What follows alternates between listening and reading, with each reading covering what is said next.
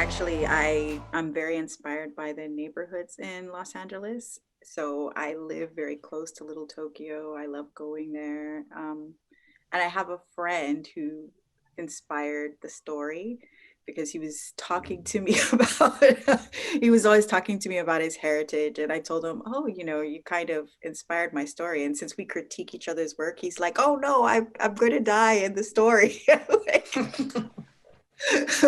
I'm sorry, yes, you are. But I mean, the character was not about him in any way, but he knew he had inspired it. He knew the main character was probably going to die. So he definitely helped me with writing the story, basically, the vision of it.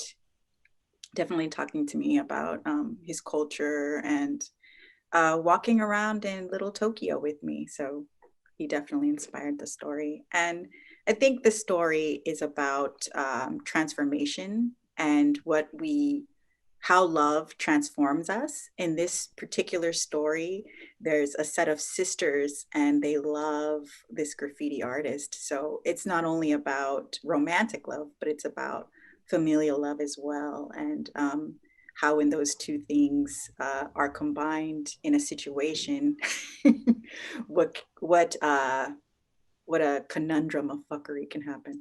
Um, so I'm gonna read you part of it, and since it's zombies transforming, right? They have to transform. They transform physically. They transform. They're on the food chain. They transform in so many different ways. So I'm going to start with how one of the characters basically transforms. He found the strength to look at her. The girl lay motionless in front of the stone garden, her limbs spiraled out of her bent torso like soggy ramen noodles. Her opened eyes gave Satoshi the impression of being lost in the Bermuda Triangle. If you stared at her dilated pupils long enough, you might get lost in their abyss, Satoshi sighed. Satoshi treasured the girl, Akiko, who had always smelled of peonies and fresh midnight sage. She was one of three sisters. Everyone had loved the moon-faced beauties interchangeably. He had learned to love them as if they were one entity. They had been one of the many loves and burdens of Satoshi's life. After slipping on his black dust mask that had a toothy grin with blood dripping fangs printed on it, he touched her cold, rubbery skin with warm fingertips, and she glowed even brighter. He picked up his spray can and aimed it above her body, and then pressed the valve button and began to maneuver his hand and arm with purpose. The can emitted silvery beads of spray that mirrored the essence of Akiko's moonbeam skin. Satoshi grinned at the girl's spray-painted portrait hovered above her body. Wisps of paint trailed down to feather her skin and clothing.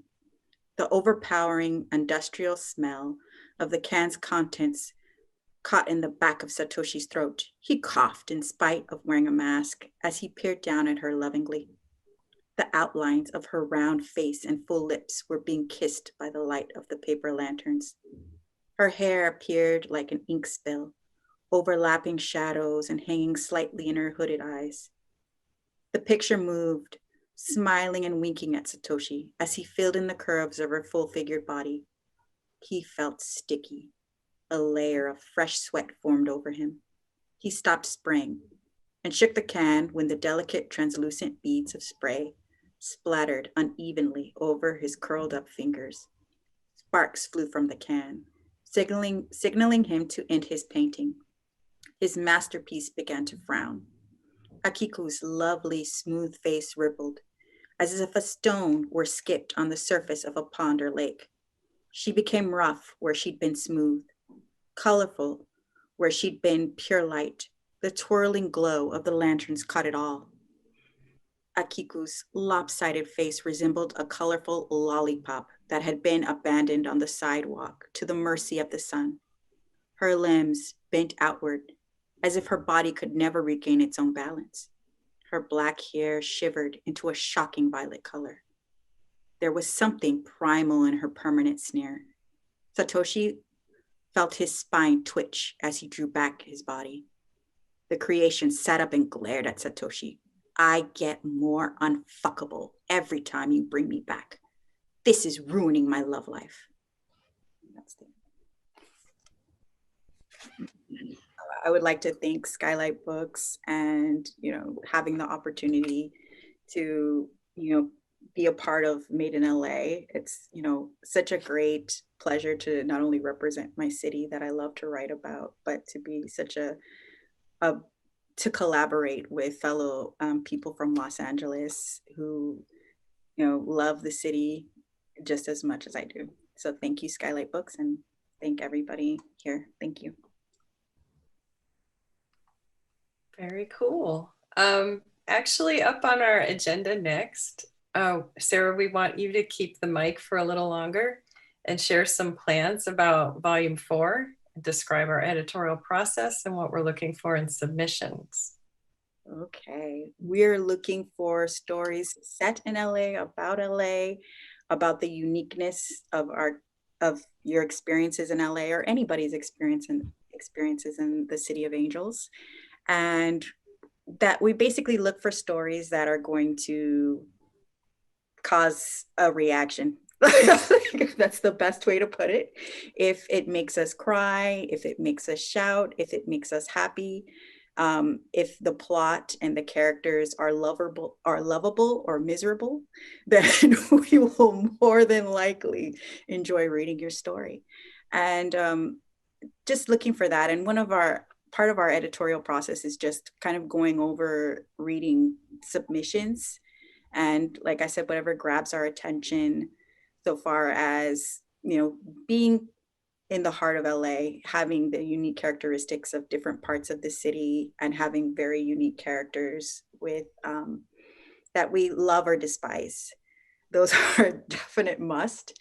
And definitely looking forward to more events. We're always doing something, always very, very busy, and always looking for great stories set in the city of Los Angeles. So if you love reading books about Los Angeles, which obviously you're here, then that's obviously one of the things you're here for, is to hear great stories about our city. Or even if you're not from Los Angeles and you just want to get a sense of the uniqueness of it, because it's a very unique place, then I would suggest submitting or picking up this book. Because when I first got involved with it, I read the first volume, and it just was, amazing stories. From these stories, you're going to find a little bit of everything for everybody in here. There's speculative fiction, there's, contemporary, there's urban fantasy, there's just, you will find hell mouths, you will find, awkward women dating, you'll find sharks, shark news, you will find just about anything in here, teenage girls that seem sweet but are really, dogs, rescue dogs, you find talking dogs, you'll find all kinds of things in here. And it's just the volume of books are just as diverse as the culture of our city. So I recommend definitely picking up all volumes of this book. But definitely it's something that you don't want to miss. It's excellent. So, and also another part of our editorial is we read the submissions, and we also, I would say just to submit and go ahead and see, just make it about characters that are very pop out, I would say. Sarah, I just wanted to say you probably are you probably have a bit of precognition, because the stories that you have in our volume 3, I think maybe the only ones that feature masks prominently. Satoshi's wearing a mask, and then the story of the 3 and the Kabuki masks also have masks. So you were writing these, you were seeing the future, and now we're here. So thanks for that.